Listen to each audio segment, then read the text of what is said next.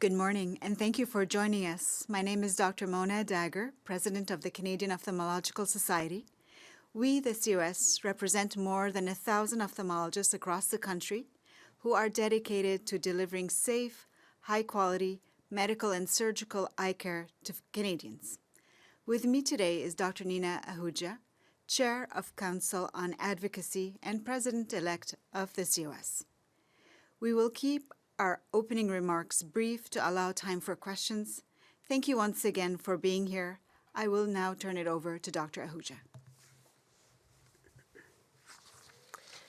Thank you, Dr. Dagher, and thank you all for joining us.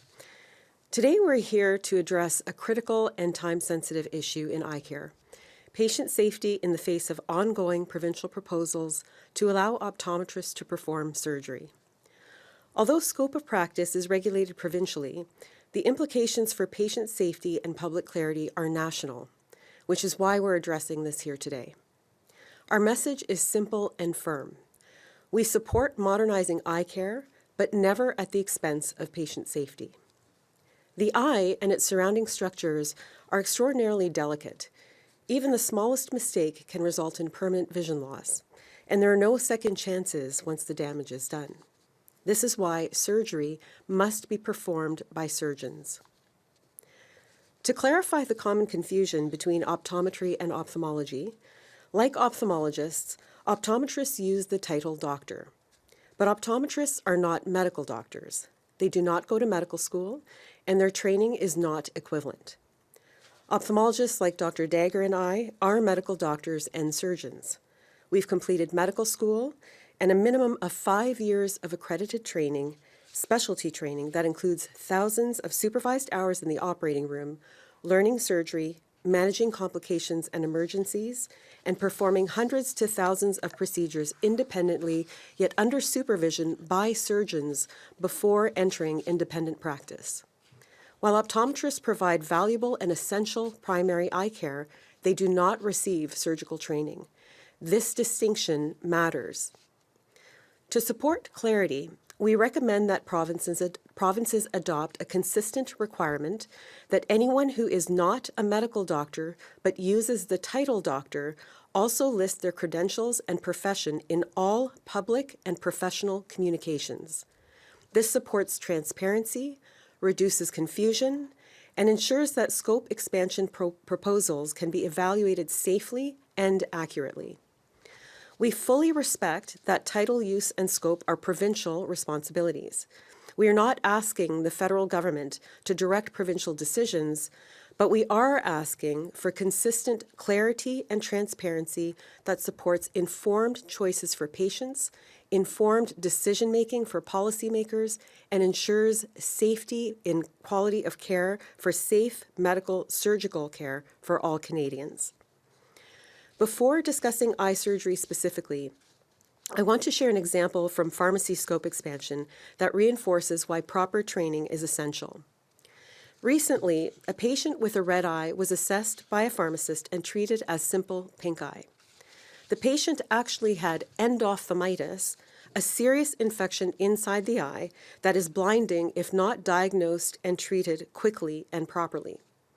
While the pharmacist acted appropriately within their expanded scope, they were not trained to recognize the early signs of this emergency, leading to delayed diagnosis and delayed sight-saving treatment.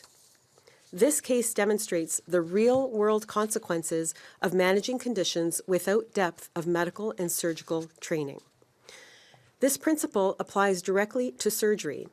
The procedures being proposed, even those described as minor, involve surgical planning that accounts for a thorough examination, the patient's medical history, since conditions like diabetes and autoimmune diseases affect how tissues behave in surgery, and responding immediately when vision-threatening complications happen. These skills require years of medical and surgical training to adapt safely to each patient's unique surgical needs. In the case of minor eyelid procedures, something that looks like a harmless bump can be cancer. Knowing when and how to biopsy safely also requires medical and surgical expertise. Now, we emphasize that as ophthalmologists, we deeply value our optometrist colleagues. Optometrists provide essential primary eye care, and many of us work with them closely every day.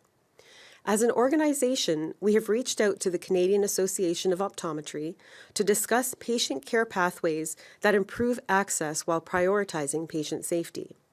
To date, optometrists have not invited ophthalmologists to participate in these discussions.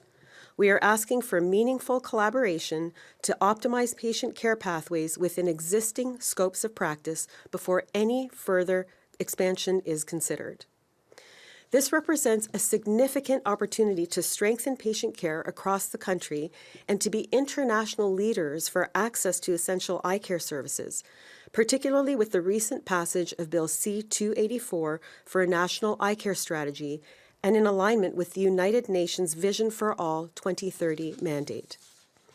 Real solutions to improving access, especially in rural and northern communities, lie in training and retaining more physicians and in integrated care models that include shared records, teleophthalmology, and rapid consult pathways.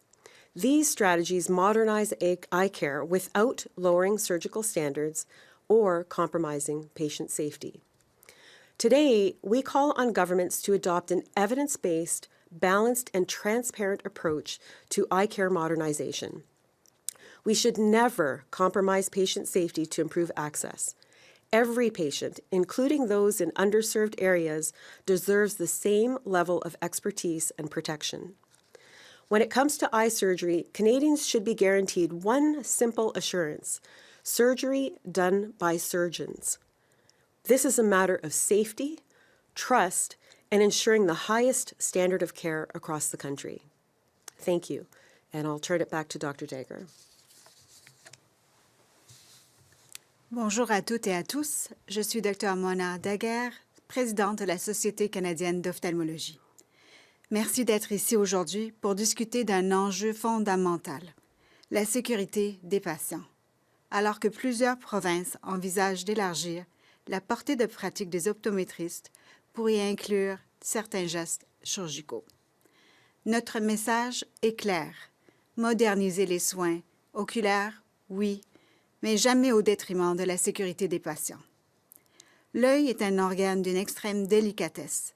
La moindre erreur peut entraîner une perte de vision irréversible, voire la cécité. Et comme je le dis souvent à mes patients, l'œil ne pardonne pas. La chirurgie faite par les ophtalmologistes nécessite une expertise chirurgicale approfondie, une expertise qui repose sur plus de 10 ans de formation médicale et hospitalière et des milliers d'heures de chirurgie supervisée par des ophtalmologistes qualifiés et la capacité de gérer des complications qui peuvent mettre à risque la vue et la santé globale du patient. Nos collègues optométristes jouent un rôle essentiel dans les soins primaires de la vision, mais ils ne sont pas formés comme médecins ni comme chirurgiens. Ils ne disposent pas de la même expérience pratique pour réagir immédiatement aux complications graves pouvant survenir lors d'une chirurgie. Les données provenant d'autres juridictions montrent que l'élargissement de la portée chirurgicale des optométristes n'améliorera pas l'accès aux soins. Et certains rapports soulignent que les coûts peuvent augmenter sans bénéfice démontré pour les patients. Le véritable enjeu d'accès, particulièrement dans les régions éloignées, ne sera jamais résolu en abaissant les exigences de formation. Les solutions se trouvent plutôt dans une meilleure répartition des médecins et des spécialistes sur le territoire, sur des modèles de soins intégrés, avec l'accès aux dossiers partagés, la téléophtalmologie et des consultations rapides et structurées. Ces approches permettent de moderniser les soins et d'améliorer l'accès sans jamais compromettre la sécurité des patients. Aujourd'hui, nous invitons les gouvernements à adopter une approche équilibrée, fondée sur les données probantes et centrée sur la protection des patients.